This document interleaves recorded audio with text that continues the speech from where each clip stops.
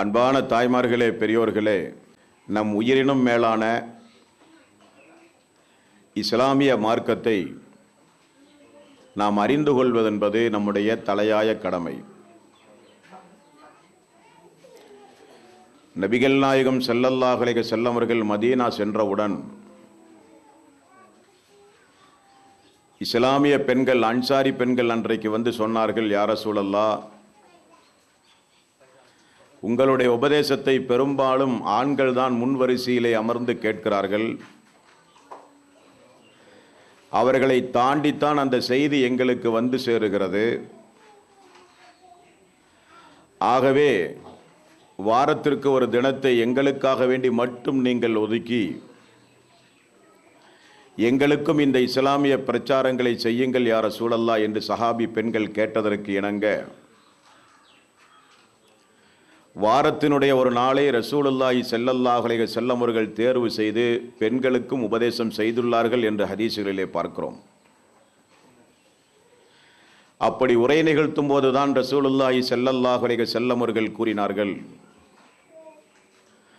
நான் சொர்க்கத்தை பார்த்தேன், அந்த சொர்க்கத்தில் ஏழைகள் தான் அதிகம். நான் நரகத்தை எட்டி பார்த்தேன், அங்கே ஆண்களை காட்டிலும் பெண்கள் தான் அதிகம் என்று ரசூலுல்லாஹி ஸல்லல்லாஹு அலைஹி வஸல்லம் அவர்கள் கூறினார்கள். உடனே அந்த சபையில் இருக்கிற ஒரு பெண் எழுந்து, யா ரசூலல்லாஹ், ஆண்களை காட்டிலும் அதிகம் நாங்கள் நரகத்தில் இருக்க என்ன காரணம் என்று கேட்டார்கள். நபிகள் நாயகம் ஸல்லல்லாஹு அலைஹி வஸல்லம் அவர்கள் கூறினார்கள், நீங்கள் அதிகம் சபிக்கக்கூடியவர்களாக இருக்கிறீர்கள், நிராகரிக்கக்கூடியவர்களாக இருக்கிறீர்கள் என்று சொன்னார்கள். பெண்கள் விடவில்லை, தொடர்ந்து கேட்டார்கள், அல்லாஹ்வையும் அல்லாஹ்வுடைய ரசூலையும் நாங்கள் நிராகரிக்கவில்லையே, யாரை நிராகரித்த காரணத்தினால் எங்களுக்கு இப்படி நரகம் கிடைத்தது என்று சஹாபி பெண்கள் கேட்டார்கள். நபிகள் நாயகம் ஸல்லல்லாஹு அலைஹி வஸல்லம் அவர்கள் சொன்ன பதில், நீங்கள் அல்லாஹுவையும் அல்லாஹ்வுடைய ரசூலையும் நீங்கள் நிராகரிக்கவில்லை, உங்களுடைய கணவன்மார்களை நீங்கள் நிராகரிக்கிறீர்கள். அவர் உங்களுக்காக வேண்டி ஓடி உழைத்து ஓடாய் தேய்ந்து உங்களுக்காக வேண்டி சம்பாதித்து உங்களுக்காக வேண்டி தன்னுடைய வாழ்க்கையை அர்ப்பணித்து உழைக்கக்கூடிய அவர், நீங்கள் கேட்கிற ஒன்றை என்றைக்காவது அவர் நிறைவேற்ற தவறினாலோ இயலாமையின் காரணத்தினால் நிறைவேற்ற முடியாவிட்டாலோ, உன்னை கெட்டி நான் என்ன சுகம் கண்டேன் என்று உடனே நீங்கள் நிராகரித்து பேசுகின்றீர்களே, அதுதான் அதற்கு காரணம் என்றார்கள் ரசூலுல்லாஹி ஸல்லல்லாஹு அலைஹி வஸல்லம். அதே உரையில் தான் பெண்களுக்கு சொன்னார்கள், நரக நெருப்பிலிருந்து உங்களை நீங்கள் காப்பாற்றிக் கொள்ளுங்கள், காய்ந்த பேரித்தம்பழத்தையாவது தர்மமாக செய்து. ரசூலுல்லாஹி ஸல்லல்லாஹு அலைஹி வஸல்லம் அவர்கள் இப்படியெல்லாம் ஒரு நேரத்தை ஒதுக்கி அல்லாஹ்வினுடைய தீனை இந்த மனித சமுதாயத்திற்கு பெண்களுக்கும் எடுத்து சொல்லியுள்ளார்கள் என்று வரலாறுகளிலே பார்க்கிறோம். இந்த நல்ல சந்தர்ப்பத்தில் நரகத்தில் அதிகமான பெண்கள் இருந்தார்கள் என்று அல்லாஹ்வுடைய ரசூல் கூறினாலும், சொர்க்கத்திற்குரிய பெண்களும் இஸ்லாமிய மார்க்கத்திலே சொல்லப்பட்டதுண்டு. சொர்க்கத்திற்கு வாரிசுகள் என்றெல்லாம் அல்லாஹ் திருக்குரானிலே சொல்லுகிறானே, அதனுடைய சிறப்பு அம்சத்தை பெண்களும் பெறாமல் இல்லை, அவர்களும் அந்த சிறப்பு அம்சத்தை பெற்றிருக்கிறார்கள். ஒரு நாள் நபிகள் நாயகம் ஸல்லல்லாஹு அலைஹி வஸல்லம் ஒரே நேரத்தில் 3 நபர்களை சொர்க்கத்திலே பார்க்கிறார்கள்.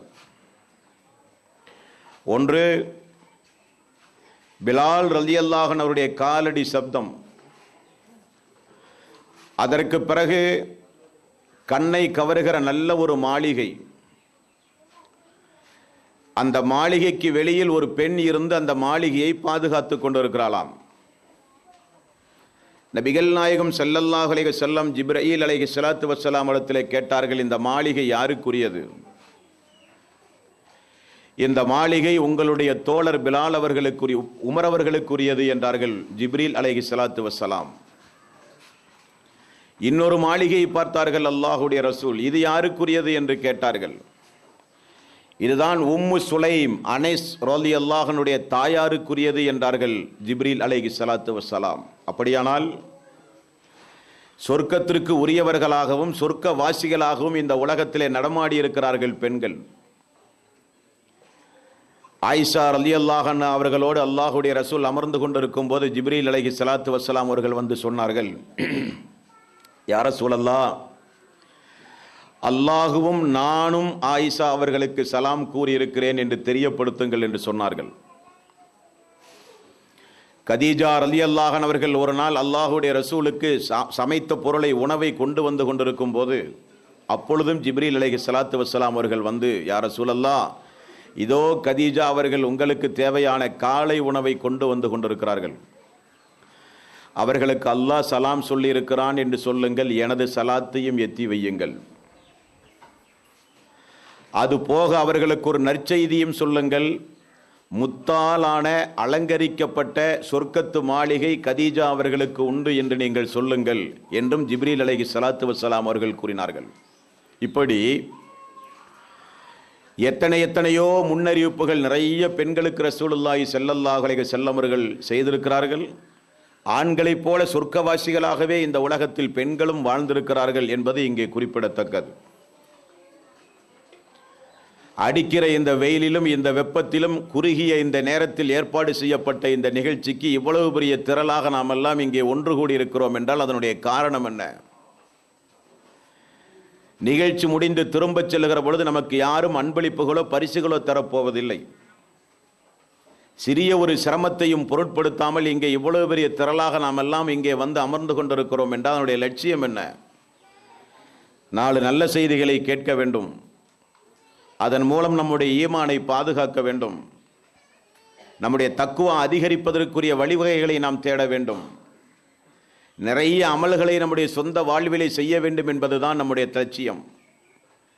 யா ஐயுஹல்லதீன ஆமனு கு அன்ஃபுஸக்கும் வஅஹ்லீக்கும் நாரா, ஈமான் கொண்டவர்களே, உங்களையும் உங்களது குடும்பத்தாரையும் எரிகின்ற நரக நெருப்பிலிருந்து நீங்கள் பாதுகாத்துக் கொள்ளுங்கள் என்று அல்லாஹ் திருக்குரானிலே சொல்லுகிறான். அதுதான் நம்முடைய லட்சியம். அந்த லட்சியத்திற்காகத்தான் இங்கே நாம் ஒன்று கூடியிருக்கிறோம்.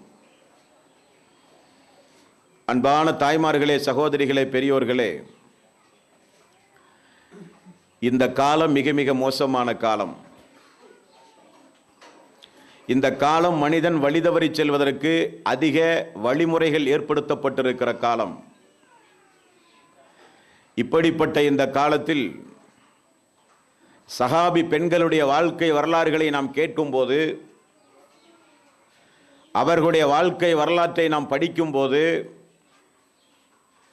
அவர்களுடைய வாழ்க்கை வரலாற்றை பயான்களில் சீடிகளின் மூலம் நாம் கேட்கும்போது நம்முடைய ஈமானுக்கும் நம்முடைய இறையச்சத்திற்கும் மிகுந்த ஒரு உபகாரமாக அது இருக்கும் என்கிற நல்ல நோக்கத்தோடு ஒரு சில சம்பவங்களை உங்களுக்கு நான் நினைவுபடுத்துகிறேன். இன்றைக்கு இந்த உலகத்தில் அனாச்சாரங்களையும் அசிங்கமான அருவருக்கத்தக்க முகம் சுளிக்கக்கூடிய காரியங்களையும் அதிகம் செய்கிறவர்கள் பெண்கள் என்றால் உங்களுடைய உள்ளம் அதற்காக வேண்டி வேதனைப்பட்டால் அதற்கு நான் பொறுப்பல்ல. உலகத்துடைய நியதி அந்த அளவுக்கு இருக்கிறது. எங்கு பார்த்தாலும் அசிங்கமான சம்பவங்கள், எங்கு பார்த்தாலும் அல்லாஹ்வினுடைய கோபத்தை தட்டி எழுப்புகிற காரியங்கள், எங்கு பார்த்தாலும் நரகத்திற்குரிய காரியங்களை நிறைய பெண்கள் இந்த மனித சமுதாயத்திலே இன்றைக்கு செய்து கொண்டிருக்கிறார்கள். அவர்களுக்கு நீங்கள் எடுத்துச் சொல்ல வேண்டும், இதுவல்ல உலகம். இந்த உலகத்திற்கு பிறகு ஒரு வாழ்வு உண்டு.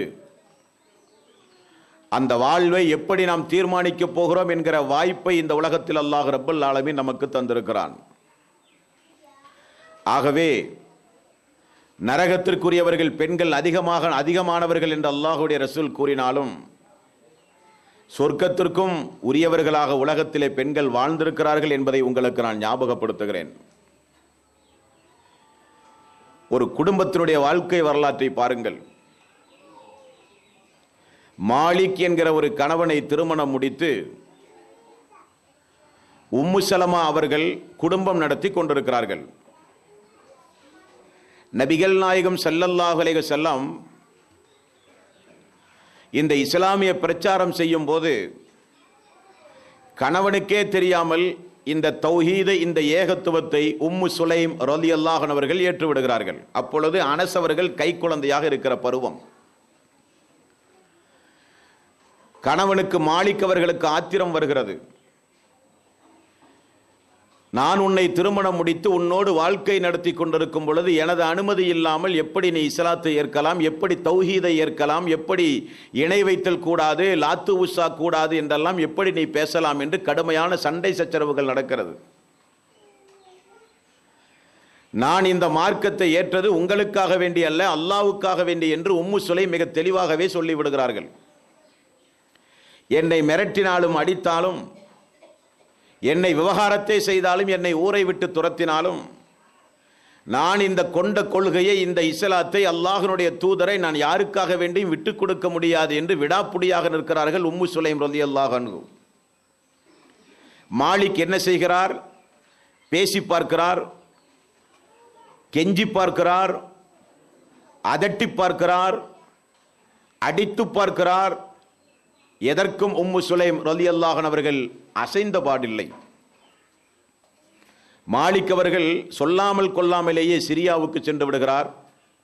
கை குழந்தையோடு உம்மு சுலைம் அவர்கள் மதீனாவிலே வாழ்ந்து கொண்டிருக்கிறார்கள்.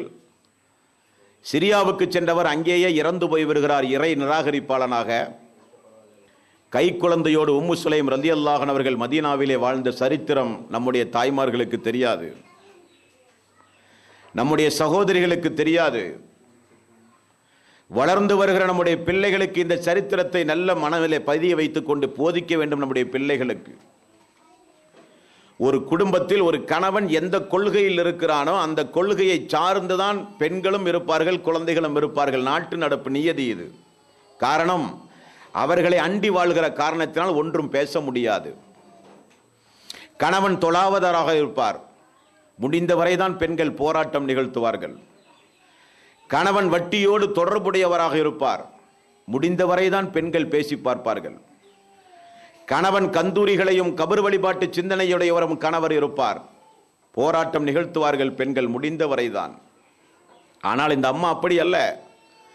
யாருக்காக வேண்டியும் எனது கொள்கையை விட்டுக் கொடுக்க முடியாது. இந்த உலகம் எனக்கு முக்கியம் அல்ல, எனக்கு முக்கியம் மறுமை. இஸ்லாம் என்பது அல்லாஹ்வினுடைய மார்க்கம். அது உலக ஆதாயத்திற்காக வேண்டி பின்பற்றி இன்றைக்கு வேண்டுமானால் எடுப்பது, நாளைக்கு வேண்டுமானால் தூக்கி வீசுவது என்கிற மார்க்கம் அல்ல அந்த மார்க்கம் என்று எவ்வளவு தெளிவாக அந்த மார்க்கத்திலே உறுதியாக இருந்தார்கள் கை குழந்தையோடு. இப்படி காலம் மெல்ல மெல்ல செல்ல செல்ல அபூ தல்ஹா ரலியல்லாஹு அன்ஹு அவர்கள் மதீனாவிலேயே மிகப்பெரிய ஒரு செல்வந்தர். அன்றைக்கு அவர் இஸ்லாத்தை ஏற்கவில்லை. நல்ல கூர்ந்து இந்த வரலாற்றை நீங்கள் படிக்க வேண்டும். இஸ்லாத்தை ஏற்காத மிகப்பெரிய ஒரு செல்வந்தர் அபூ தல்ஹா ரலியல்லாஹு அன்ஹு. அன்றைக்கு அவருக்கு இருக்கிற செல்வாக்குக்கு எவ்வளவு பெரிய குடும்பத்திலே போய் பெண் கேட்டாலும் பெண் கொடுப்பார்கள். ஒரு முக்கியஸ்தரும் கூட அபூ தல்ஹா ரலியல்லாஹு அன்ஹு. அவர் கேள்வியுற்று உம்மு சுலைம் அவர்களை திருமணம் முடிப்பதற்காக வேண்டி வந்து பெண் கேட்கிறார். உம்மு சுலைம் அவர்கள் சொல்லுகிறார், இந்த மதீனாவிலே எவ்வளவோ பெண்கள் இருந்தும் ஏன் கை குழந்தையோடு விதவியான என்னை நீங்கள் ஏன் திருமணம் முடிக்க வேண்டும் என்று கேட்கிறார். வேறொன்றுமல்ல, ஒரு விதவை பெண்ணுக்கு வாழ்க்கை கொடுக்க வேண்டும் என்பதுதான் எனது லட்சியம் என்று சொல்லுகிறார். இப்படி ஒரு நிலை கை குழந்தையோடு இருக்கிற ஒரு தாய்மார்களுக்கு, ஒரு சகோதரிகளுக்கு, ஒரு மக்களுக்கு இப்படிப்பட்ட ஒரு நிலை வந்தால் அவன் யார் என்று கூட பார்க்க மாட்டோம், அவனுடைய மார்க்கம் என்ன என்று பார்க்க மாட்டோம். எப்படியாவது நமது பிள்ளைக்கு ஒரு வாழ்க்கை கிடைத்தால் போதுமே, எப்படியாவது நமக்கு ஒரு வாழ்க்கை துணை கிடைத்தால் போதுமே என்பன சட்டென முடிவெடுத்து விடுவார்கள் தாய்மார்கள். ஆனால் உம்மு சுலைம் ரலியல்லாஹு அன்ஹு அவர்கள் சொன்னார்கள், உங்களை நான் திருமணம் முடிக்க முடியாது என்றார்கள். என்ன காரணம்? என்னிடத்தில் வசதி வாய்ப்பு இல்லையா? உங்களோடு குடும்பம் நடத்துகிற அந்தஸ்து எனக்கு இல்லையா? எனக்கு என்ன குடும்ப பாரம்பரியம் இல்லையா? நான் என்ன வெளியூரிலே இருந்து உள்ளூருக்கு அகதியாக வந்து புலப்பு நடத்த வந்தவனா? நான் ஒரு மதீனத்து தோழர், மதீனத்து அன்சாரி நான் என்றார்கள். உம்மு சுலைம் ரலியல்லாஹு அன்ஹு அவர்கள் சொன்னார்கள், நீங்கள் அந்தஸ்துடையவர் தான், அழகில் எந்த குறையும் இல்லை, நல்ல கோத்திரமுடையவர் தான், என்னை வைத்து நன்றாக நீங்கள் பார்ப்பீர்கள் என்கிற தைரியம் எனக்கு உண்டு.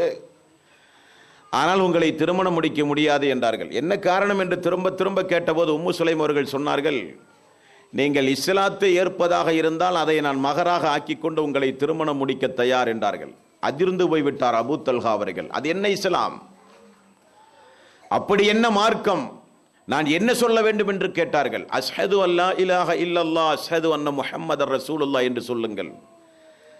அது என்ன கலிமாவினுடைய வாசகம் என்ன? வணக்கத்திற்குரியவன் அல்லாஹ் ஒருவனை தவிர யாரும் இல்லை. இங்கே வந்திருக்கிற முஹம்மத் அல்லாஹ்வினுடைய ரசூல். அவரை நீங்கள் ஏற்றுக்கொள்வதாக இருந்தால், இஸ்லாத்தை தீனாக மார்க்கமாக ஒப்புக்கொள்வதாக இருந்தால், உங்களுடைய வாழ்விலே இருக்கிற இணை வைத்தலிலே இருந்து மீண்டு வந்து நீங்கள் இந்த ஏகத்துவத்தை ஏற்றுக்கொள்வதாக இருந்தால் உங்களை நான் திருமணம் முடிக்க தயார் என்றார்கள். அபூ தல்ஹா அவர்கள் இஸ்லாத்திற்கு வந்த சரித்திரம் இந்த சரித்திரம். அந்த திருக்களிமாவை மொழிந்து இஸ்லாத்திற்குள் நுழைந்து அந்த திருக்களிமாவை மகராக ஆக்கினார்கள். எனக்கு உன்னுடைய செல்வம் தேவையில்லை என்றார்கள் உம்மு சுலைம். எவ்வளவு மகர் கேட்டாலும் அன்றைக்கு கொடுக்க அபூ தல்ஹா தயாராக இருந்தார். மகராக இந்த திருக்களிமாவை தௌஹீதினுடைய இந்த கலிமத்து தையிபாவை நான் மகராக ஏற்றுக்கொள்கிறேன், உடைய காசு பணம் எனக்கு தேவையில்லை என்று சொன்னார். ஆச்சரியப்பட்டு போனார் அபூ தல்ஹா. வேறு ஏதாவது பெண்ணாக இருந்தால் பல லட்சம் ரூபாய் தீனாராக கேட்டிருப்பார்கள். ஆனால் இந்த பெண்மணி இஸ்லாத்தையே மகராக ஆட்கிற அந்த துணிச்சல், அந்த பற்றுதலை பார்த்து அபூ தல்ஹா உடனே இஸ்லாமிய மார்க்கத்தை ஏற்றுக்கொண்டார். குடும்பம் அப்படியே நடந்து கொண்டிருக்கும் போது நபிகள் நாயகம் ஸல்லல்லாஹு அலைஹி வஸல்லம் இடத்திலே ஒரு நாள் அனஸ் அவர்களை கையிலே பிடித்துக் கொண்டு உம்மு சுலைம் ரலியல்லாஹு அன்ஹா அவர்கள் வந்தார்கள். யா ரசூலல்லாஹ், இதோ எனது மகன் அனஸ். எனது மகன் இனி நாளது தேதியிலிருந்து உங்களுடைய வீட்டில் வளர வேண்டும். எனது மகன், உங்களுடைய பிரார்த்தனைக்கு எனது மகன் ஆளாக வேண்டும். எனது மகன் மார்க்க அறிவுள்ள மகனாக மாற வேண்டும்.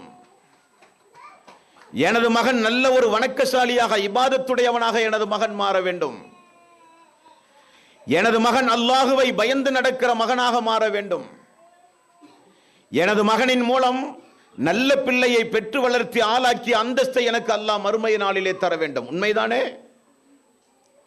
அல்லாஹு தாலா மறுமை நாளில் ஒரு சில தாய்மார்களுக்கு வைரங்களால் ஆன ஒரு மிகப்பெரிய ஒரு கௌரவத்தை அல்லாஹ் ரப்பல் ஆலமீன், ஒரு கிரீடத்தை அல்லாஹ் தலையிலே அணிவிக்கிறான் ஒரு சில தாய்மார்களுக்கு, பெற்றோர்களுக்கு.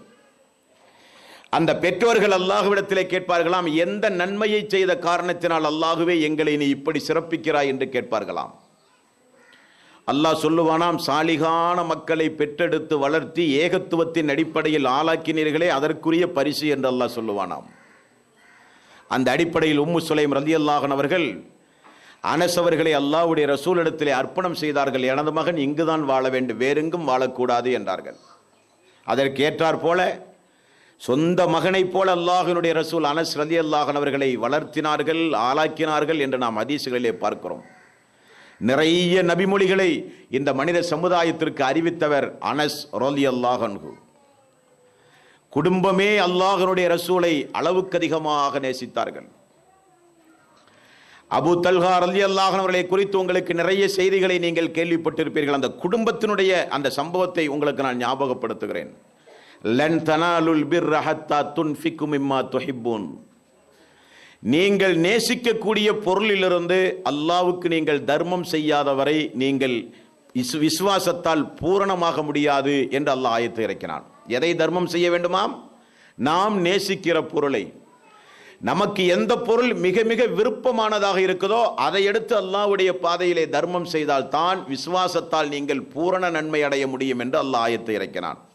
இறக்குகிற சபையில் அல்லாஹ் அந்த அபூ தல்ஹா அவர்கள் இருந்தார்கள். கொஞ்சம் கூட யோசிக்காமல் உடனே எழுந்து சொன்னார்கள், யா ரசூலல்லாஹ், நான் நேசிக்கிற பொருளை அல்லாஹ்வுக்காக வேண்டி இதோ நான் தர்மம் செய்கிறேன் என்றார்கள். எதை? அல்லாஹ்வினுடைய ரசூல் அடிக்கடி வந்து ஓய்வெடுக்கக்கூடிய மதீனத்து பள்ளிக்கு அருகிலே இருக்கிற பைருஹா என்கிற ஒரு தோட்டம். அங்கே வருகிற தண்ணீர் ரொம்ப சுவையான தண்ணீர். அது விலை மதிப்புள்ள ஒரு தோட்டம், நிறைய பேரித்தம்பரங்கள் உள்ள ஒரு தோட்டம். நபிகள் நாயகம் ஸல்லல்லாஹு அலைஹி வஸல்லம் அவர்கள் அடிக்கடி அங்கு போய் தான் ஓய்வெடுப்பார்கள்.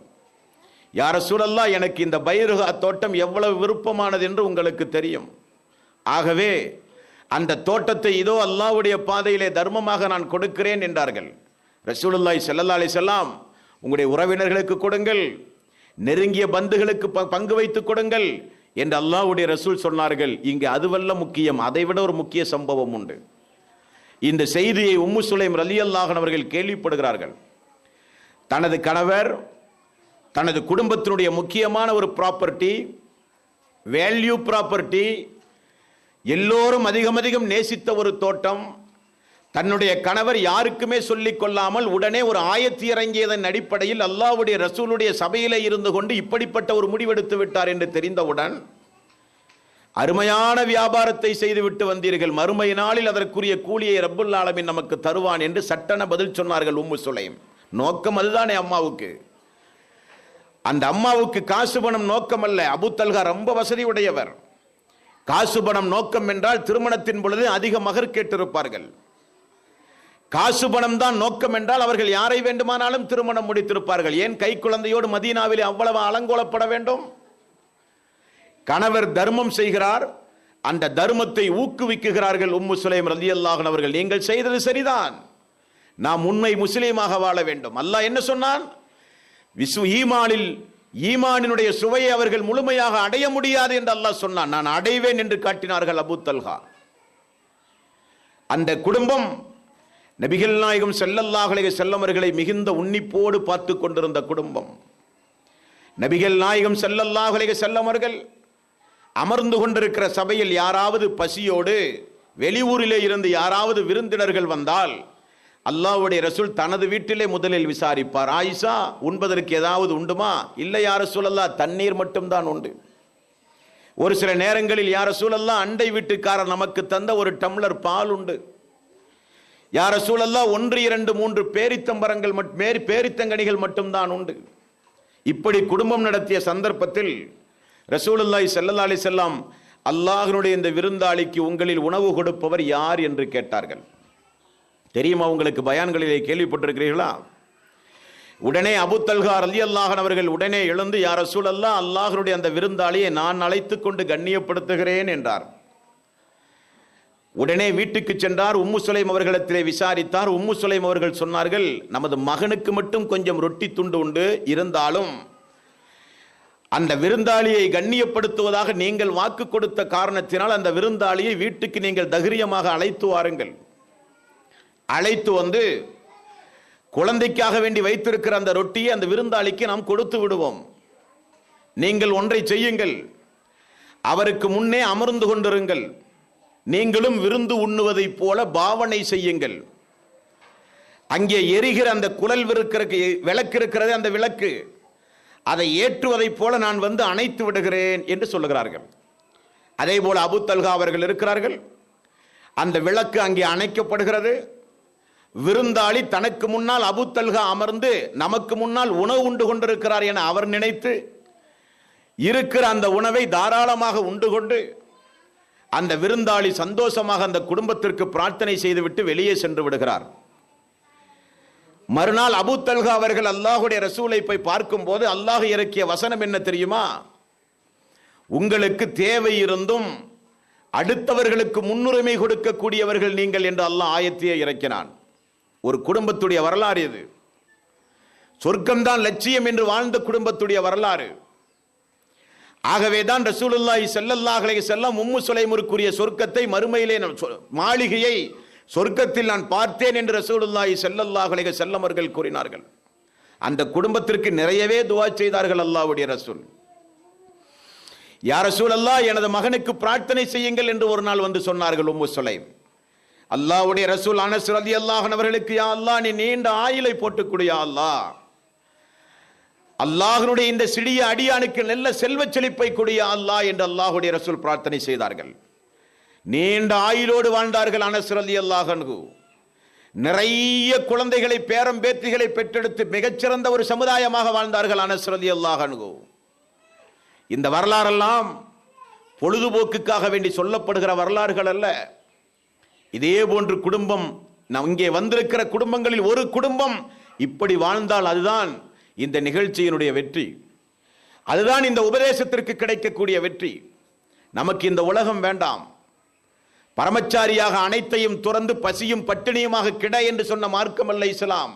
சந்தோஷமாக இருங்கள், ஆனால் அல்லாஹுவை மட்டும் மறந்து விடாதீர்கள். மார்க்கம் என்று வரும் பொழுது அதற்கு முன்னுரிமை கொடுங்கள். மறுமை என்று வரும் பொழுது அதற்கு கொஞ்சம் கூடுதல் கவனம் செலுத்துங்கள். சொர்க்கம் என்று வரும் பொழுது அதை அடைவதுதான் லட்சியம் என்று போராட்டம் நிகழ்த்துங்கள். நீங்கள் அதற்குத்தான் இந்த வரலாறுகளை சொல்லுகிறேன். உம்மு சலமா ரலியல்லாஹு அன்ஹு ரசூலுல்லாஹி ஸல்லல்லாஹு அலைஹி மனைவி, அபூ சலமா அவருடைய கணவர், இருவரும் சேர்ந்து முதலில் ஒரு குடும்பம் இஸ்லாமிய மார்க்கத்தை தழுவிய குடும்பம் என்கிற சிறப்பு பெயர் அந்த அம்மாவுக்கு உண்டு. சலமா என்கிற கை குழந்தை, எப்படி உம்மு சுலைம் அவர்களுக்கு அனஸ் அவர்கள் கை குழந்தையாக இருந்தாரோ அதே போல சலமா என்கிற கை குழந்தையோடு தனது கணவனோடு மக்காவில் இஸ்லாத்திய மார்க்கத்தை ஏற்றுக்கொண்ட குடும்பம். அபிசீனியாவுக்கு சென்றார்கள். மக்காவில் இஸ்லாம் வளர்ந்தது என்கிற பொய் பிரச்சாரத்தை குறைசிகள் மக்கள் மத்தியிலே பரப்பினார்கள். அதை நம்பி அபிசீனியாவுக்கு சென்ற நிறைய மக்கள் திரும்ப வந்தார்கள். கொடுமைகள் செய்தார்கள் இந்த மக்கள். அந்த நேரத்தில் மதீனாவுக்கு எல்லோரும் ஹிஜ்ரத் செய்ய புறப்படுகிறார்கள். இந்த குடும்பம் ஹிஜ்ரத்திற்காக வேண்டி தயாராகி இந்த குடும்பம் ஹிஜ்ரத்திற்கு செல்லும் பொழுதுதான் அந்த பேரிடி சம்பவம் நிகழ்ந்தது. அபூ சலமாவுடைய குடும்பத்தார்கள் வந்து விட்டார்கள், உம்மு சலமாவுடைய குடும்பத்தார்கள் வந்து விட்டார்கள். எல்லோரும் ஹிஜ்ரத் செய்கிற அந்த குடும்பத்தை வந்து தடுத்து நிறுத்தி விட்டார்கள். தடுத்து நிறுத்திவிட்டு அபூ சலமாவை பார்த்து சொன்னார்கள், நீ வேண்டுமானால் முஹம்மதுடைய மார்க்கத்தை பின்பற்றி நீ வேண்டுமானால் மதீனாவுக்கு செல், ஆனால் உனக்கு பிறந்த குழந்தை எங்களுடைய குடும்பத்திற்கு சொந்தம், உனது குழந்தையெல்லாம் தர முடியாது என்று சொல்லி கண்ணுக்கு எதிரேயே உம்மு சலமா அவர்களுடைய கையிலே வைத்திருக்கிற அந்த குழந்தையை பலவந்தமாக பிடித்து இழுத்து அபூ சலமாவுடைய குடும்பத்தார்கள் அந்த குழந்தையை கொண்டு செல்கிறார்கள். கண் எதிரே குழந்தையிலிருந்து பிரிக்கப்படுகிறார் தாய். கணவன் அபூ சலமா இந்த துரோகிகளுக்கு மத்தியில் வாழ முடியாது, எனது மனைவியையும் எனது குழந்தையையும் அல்லாஹ் பார்த்துக் கொள்வான் என்று சொல்லி அவர் தனிமையிலேயே பயணம் செய்கிறார். உம்மு சலமாவுடைய குடும்பத்தார்கள் உம்மு சலமாவை பிடித்து விட்டார்கள். உன்னை அபூ சலமாவோடு அனுப்ப முடியாது, அபூ சலமாவுக்கு பிறந்த குழந்தை எப்படி அவருடைய குடும்பத்தார்கள் எடுத்துச் சென்றார்கள் அதே போல நீ எனது குடும்பத்திற்கு வர வேண்டும், மதீனாவுக்கு அனுப்ப முடியாது என்று சொல்லி உம்மு சலமாவுடைய குடும்பத்தார்கள் அழைத்து சென்று விடுகிறார்கள். கொஞ்சம் யோசித்து பாருங்கள். கண் எதிரே பெற்று வளர்த்திய பிள்ளை கண் எதிரே தூக்கி செல்லப்படுகிறாள். இருக்கிற கணவரோ அல்லாஹ்வின் மீது பாரத்தை போட்டு மதீனா சென்று விடுகிறார். உம்மு சலமா ரலியல்லாஹு அன்ஹா அவர்கள் தனிமையாக்கப்படுகிறார்கள். ஒரு வருட காலம் 365 நாள் எந்த இடத்தில் கணவனையும் பிள்ளையும் பிரிந்தார்களோ அந்த இடத்திற்கு தினசரி வந்து அழுகுவது வழக்கமாகிவிட்டது. அபூ சலமாவுடைய குடும்பத்தில் இருக்கிற ஒரு சில நல்லவர்கள் எல்லாம் சேர்ந்து இப்படி பெற்ற தாயையும் பிள்ளையையும் பிரிப்பது அல்லாஹ்வுடைய சாபத்திற்குரியது என்று சொல்லி அபூ சலமாவுடைய குடும்பத்திலே போய் பேசி ஒரு வருட காலத்திற்கு பிறகு அந்த குழந்தை கொண்டு வந்து ஒப்படைக்கப்படுகிறது. குழந்தை ஒப்படைக்கப்பட்ட உடனே உம்மு சலமாவுடைய குடும்பத்தாரிலும் கொஞ்சம் மாற்றம் வந்தது. நீ கணவனோடு சேர்ந்து வாழலாம் என்று முடிவு செய்தார்கள். ஒரு வருட காலத்திற்கு பிறகு கையிலே கிடைக்கிற குழந்தையை கையிலே ஏந்தி பாசத்தோடு மதீனா புறப்பட்டார்கள். உம்மு சலமா ரலியல்லாஹு அன்ஹு மதீனாவை பார்த்தால் அங்கே மிகப்பெரிய ஒரு பேர் அதிர்ச்சி. என்ன அதிர்ச்சி? எப்படி ஒரு வருடம் பொறுத்து தனது குழந்தையை பார்க்கிறாளோ உம்மு சலமா ரலியல்லாஹு அன்ஹு, அதே போல தனது கணவரையும் தன்னை விட்டு பிரிந்த தன்னுடைய கணவரையும் ஒரு வருட காலம் பொறுத்து தான் பார்க்கிறார். ஆனால் அபூ சலமா ரலியல்லாஹு அன்ஹு அவர்கள் அன்றைக்கு போரிலே காயப்பட்டு மரணிக்கக்கூடிய தருவாயிலே கிடக்கிறார். அவர் சந்திக்கிற நேரம் குடும்பம் நடத்த முடியுமா, சந்தோஷமாக வாழ முடியுமா? எவ்வளவு பெரிய பேரதிர்ச்சி சம்பவம் இந்த சம்பவம். போய் பார்த்தால் தன்னுடைய கணவனுடைய வீட்டை சுற்றி ரசூல் ஸல்லல்லாஹு அலைஹி வஸல்லம் தோழர்கள் எல்லோரும் இருக்கிறார்கள். மரணப்படுக்கையில் கிடக்கிறார் அபூ சலமா.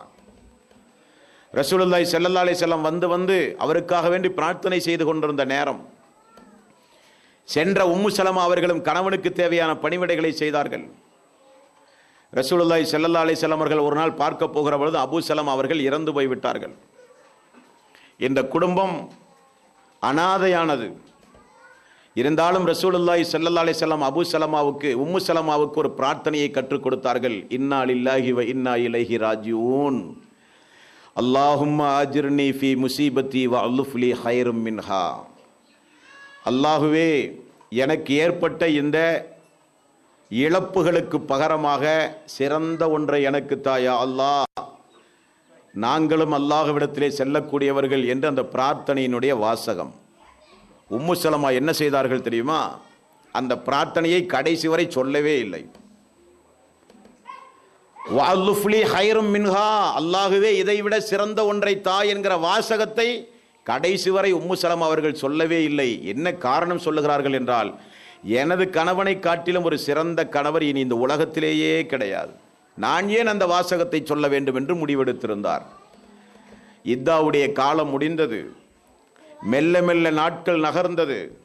அம்மா அவர்கள் யோசித்தார்கள், அல்லாஹ்வுடைய ரசூல் கற்றுத்தந்த துவாவல்லவா அது, ஓதாமல் இருந்தால் நியாயமல்லவே என்று சொல்லி வஅல்லுஃப்லி ஹைரும் மின்ஹா, அல்லாஹுவே எனக்கு ஏற்பட்ட இழப்புக்கு பகரமாக சிறந்த ஒன்றை தாயா அல்லாஹ் என்று அந்த அம்மா துவா செய்ய ஆரம்பித்தார்கள்.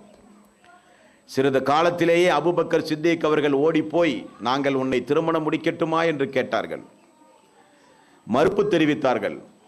உமர் ரலியல்லாஹு அன்ஹு அவர்கள் ஓடிப்போய் கேட்டார்கள், நான் உங்களை திருமணம் முடிக்கிறேன் என்று சொன்னார்கள்.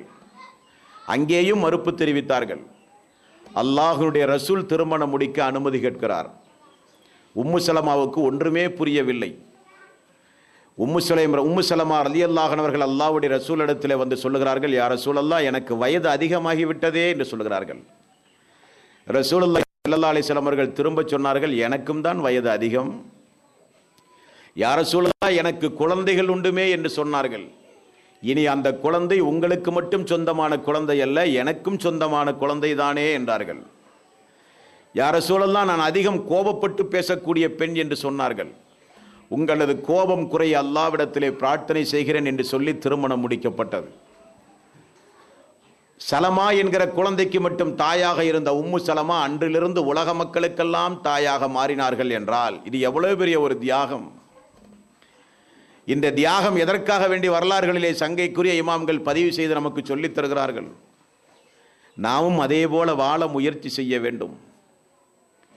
நம்முடைய வாழ்வில் இருக்கிற ஒரு யதார்த்த சம்பவத்தை உங்களுக்கு நான் இங்கே நினைவுபடுத்த கடமைப்பட்டிருக்கிறேன். பொதுவாகவே இந்த சமுதாயத்தில் வரதட்சணை என்பது தலைவிரித்து ஆடுகிற காலம்.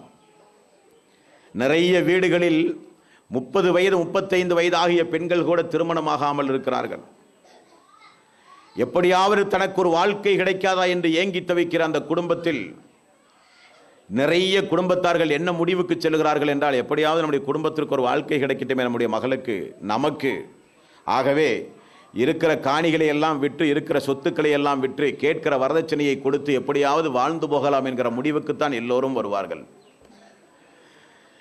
அல்லது தன்னை திருமணம் முடிக்க வருகிறவர் அவர் தொழுகையாளியா, ஹராம் ஹலாலுகளை பேணி நடக்கக்கூடியவரா, இபாதத் என்ன, அவருடைய இஸ்லாம் என்ன, மறுமையை குறித்தும் அல்லாஹுவை குறித்தும் பயந்து நடக்கக்கூடியவரா என்றெல்லாம் இன்றைக்கு பார்க்கக்கூடிய பெண்கள் மிக மிக குறைவு.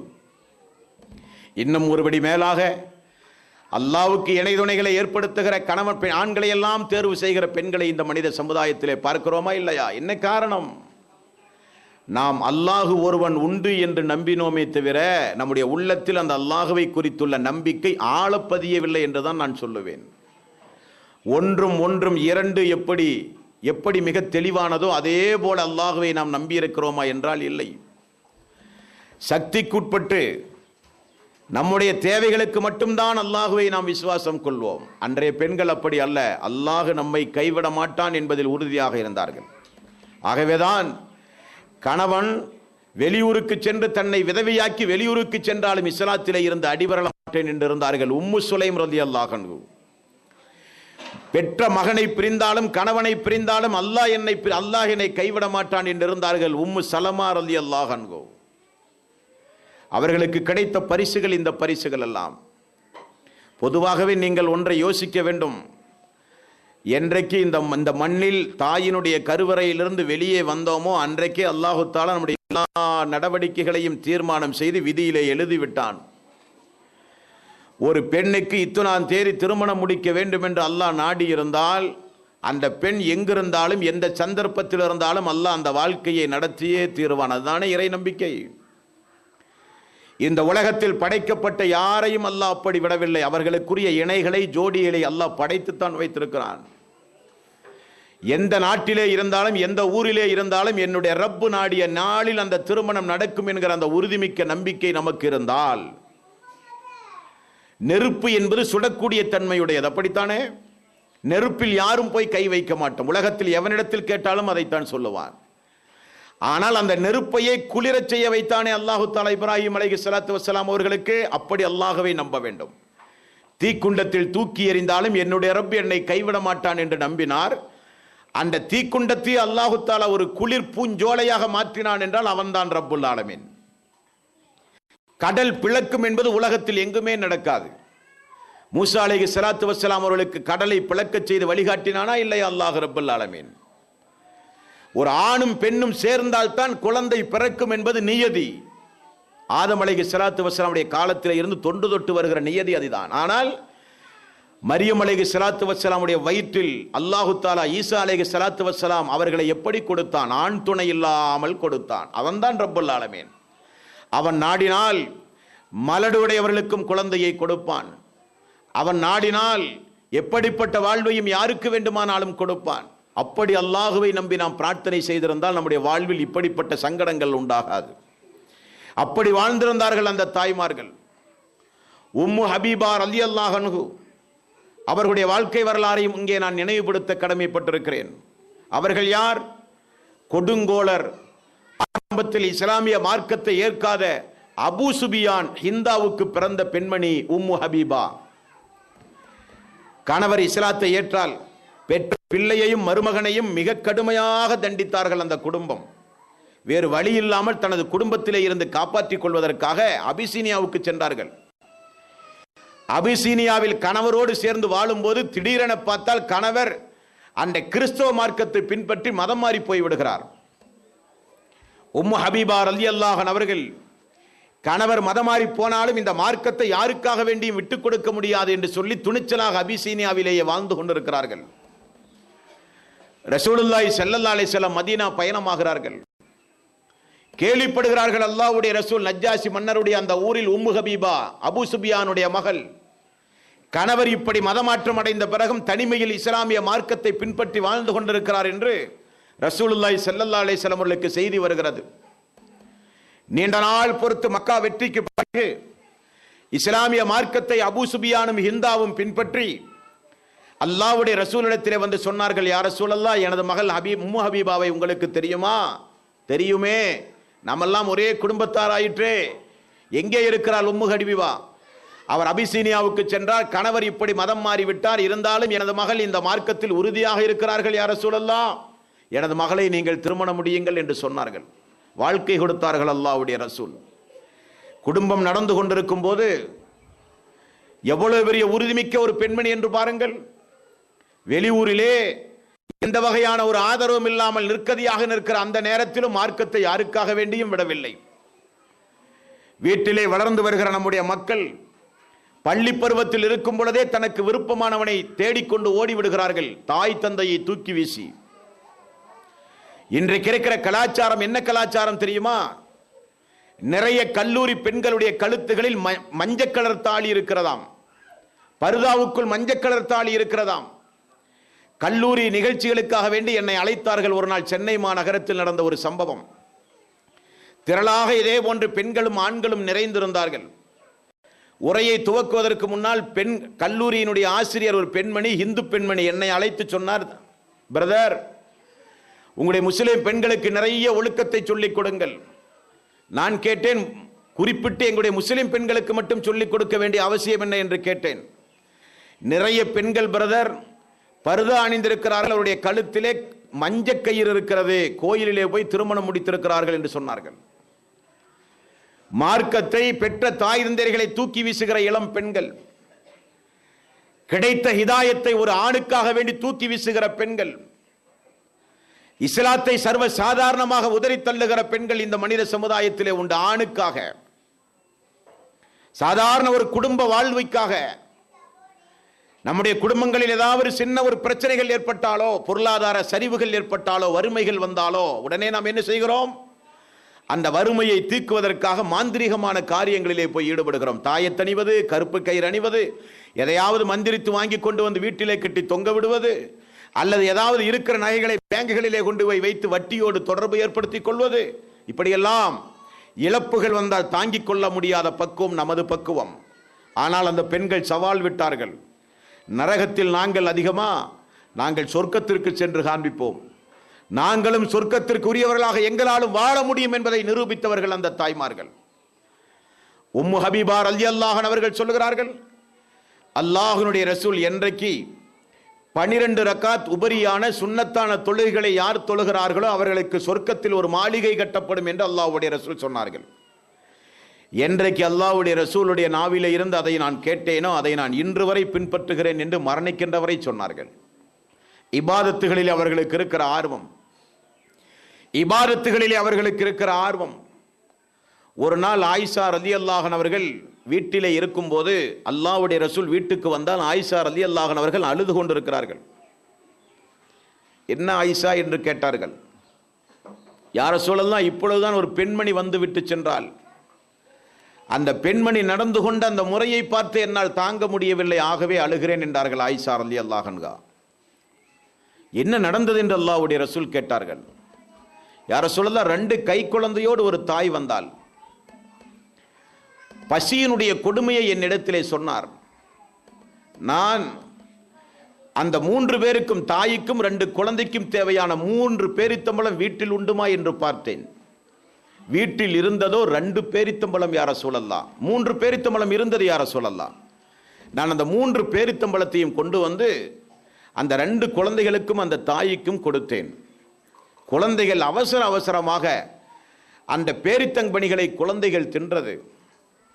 3வது இருக்கிற பேரித்தம்பழம் தாயாகிய தனக்குரியது என நினைத்து அந்த தாய் உண்ண போகும்போது அந்த குழந்தைகள், தாயே அதுவும் எங்களுக்கு வேண்டும் என்று கேட்க, அந்த குழந்தை தனக்குரிய பேரித்தம்பழத்தை 2ஆக பீத்து பாதி பாதி 2 குழந்தைகளுக்கும் கொடுத்து அவள் பட்டினியாக நின்றாள். யா ரசூலல்லாஹ், மீண்டும் நான் வீட்டுக்கு சென்று அந்த தாய்க்கு ஏதாவது கொடுக்க முடியுமா என்று பார்த்தேன், நமது வீட்டில் ஒன்றுமே இல்லை யா ரசூலல்லாஹ் என்றாள்.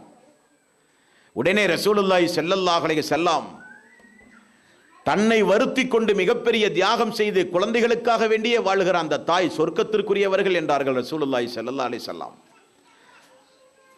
இன்றைக்கு ஆடம்பர பொருள்களை வாங்கி குவிப்பதற்காக, வசதிகளை பெருக்குவதற்காக, உலகத்தில் அண்டை வீட்டு பெண்ணை விட நாம் வசதியாக இருக்க வேண்டும் என்பதற்காக, நமது உறவினர்கள் எல்லாம் சந்தோஷமாக இருக்கும்போது நாம் எப்படி ஏழை எளியவர்களாக இருக்க முடியும் என்பதற்காக, சமுதாயத்தில் நம்முடைய அந்தஸ்தை உயர்த்தி காண்பிப்பதற்காக, நாமும் நம்முடைய கணவன்மார்களும் நம்முடைய பிள்ளைகளும் சந்தோஷமாக இருக்க வேண்டும் என்பதற்காக ஹராம் ஹலாலை கூட பார்க்காத குடும்பங்கள் இந்த சமுதாயத்தில் எத்தனை பேர்கள். 1000 காரணங்கள் அந்த அன்றைய கால பெண்களுக்கு இருந்தது. ஹராமான வாழ்க்கையை தேடிக்கொள்வதற்கு 1000 காரணங்கள் அன்றைக்கு பெண்களிடத்தில் இருந்தது. உண்பதற்கு அன்றைக்கு உணவில்லை, அங்கே உடுப்பதற்கு அங்கே உடை கிடையாது, நல்ல வீடுகள் கிடையாது, நல்ல சந்தோஷமான வாழ்க்கை கிடையாது. இருந்தாலும் அந்த குடும்பம் அல்லாஹ், மறுமை, சொர்க்கம், அல்லாஹ்வுடைய ரசூல் என்று 24 மணி நேரம் வாழ்ந்தார்கள் என்றால் அவர்கள் சொர்க்கவாசிகள். அந்த பாடங்களையும் படிப்பினைகளையும் நாம் பெற வேண்டும். நம்முடைய சகோதரிகளுக்கு சொல்லிக் கொடுக்க வேண்டும். வளர்ந்து வருகிற நம்முடைய பிள்ளைகளுக்கு இப்படிப்பட்ட வரலாறுகளை போதிக்க வேண்டும். உம்மு சலமா அவர்கள் யார்? உம்மு சுலைம் யார்? அல்லாஹ்வுடைய ரசூலுடைய மனைவிமார்களுடைய வாழ்க்கை வரலாறு, சஹாபாக்களுடைய பெண்களுடைய வாழ்க்கை வரலாறு, சஹாபாக்களுடைய மனைவிமார்களுடைய வாழ்க்கை வரலாறு, போர் காலங்களில் பெண்கள் எந்த அளவுக்கு போர்களிலே போய் பங்கெடுத்து போர் காயங்களோடு போர் காலங்களில் பாதிக்கப்பட்ட மக்களுக்கு மருத்துவ உதவி செய்கிறார்கள், குடிப்பதற்கு தண்ணீர் கொண்டு போய் கொடுக்கிறார்கள். இப்படியெல்லாம் அல்லாஹ்வுடைய மார்க்கத்திற்காக வேண்டி பாடுபட்ட பெண்களுடைய வரலாற்றுக்கு சொந்தக்காரர்கள் நாம் எல்லாம். ஆகவே தாய்மார்களே, பெரியோர்களே, எந்த காலத்திலும் அல்லாஹ்வுடைய மார்க்கத்தை மறந்து விடாதீர்கள். இதெல்லாம் இஸ்லாமிய மார்க்கத்தில் வாழ்ந்த அன்றைய கால பெண்கள். அந்த சரித்திரங்கள் எல்லாம் திரும்ப திரும்ப நாம் படிக்க வேண்டும், திரும்ப திரும்ப நாம் கேட்க வேண்டும். திருக்குரானோடு அதிகம் தொடர்பு வைக்க வேண்டும். நரகத்தில் அதிகமாக நான் பெண்களை பார்த்தேன் என்று அல்லாஹ்வுடைய ரசூல் கூறினாலும் திருக்குரானிலே ஒரு வாசகம் உண்டு தெரியுமா? இந்த உலகத்தில் இருக்கிற அதிகமான ஆண்களையும் இந்த உலகத்தில் இருக்கிற மக்களை எல்லாம் அழைத்து அல்லாஹ் ஒரு செய்தியை சொல்லுகிறான். 66வது வசனத்தில் மூமின்களுக்கு முன்மாதிரியான பெண்கள் என்று அல்லாஹ் சொல்லுகிறான். லரபல்லாஹு மஸலன் லில்லதீன ஆமனு இம்ராத்த ஃபிர்அவுன் ஃபிரௌனுடைய மனைவியிடத்தில் மூமின்களுக்கு முன்மாதிரி என்று அல்லாஹ் சொல்கிறான்.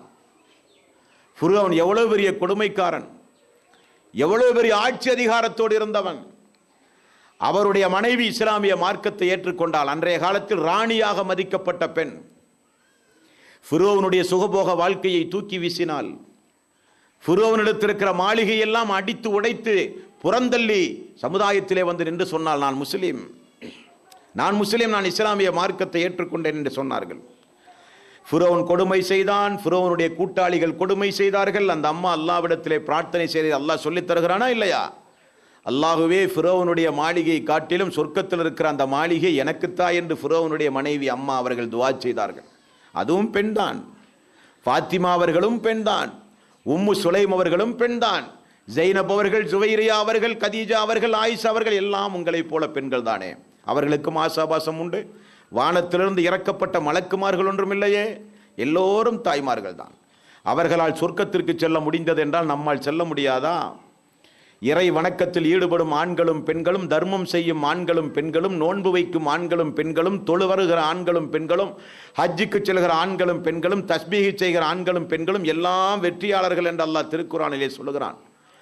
இபாதத்துகள் செய்தால், அல்லாஹுவை பயந்தால், மறுமையை அஞ்சி நடந்தால், நரகத்தை பயந்தால், சொர்க்கத்தை விரும்பி உலகத்திலே வாழ்ந்தால் நிச்சயம் நமக்கும் உண்டு சொர்க்கம் என்பதை நான் இறுதியாக உடைய கவனத்தில் பதிவு செய்கிறேன்.